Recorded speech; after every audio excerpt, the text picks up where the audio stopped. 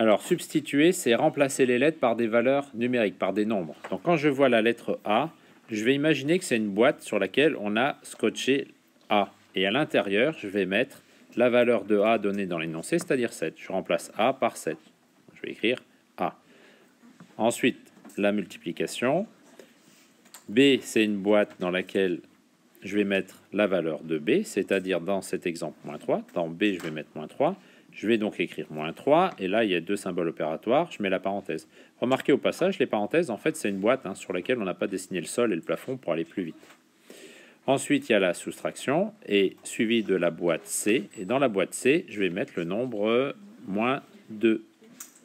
Donc là, je mets moins 2, la soustraction, moins 2, et je fais attention de ne pas oublier le symbole moins de 2. C'est souvent ici qu'il y a une erreur.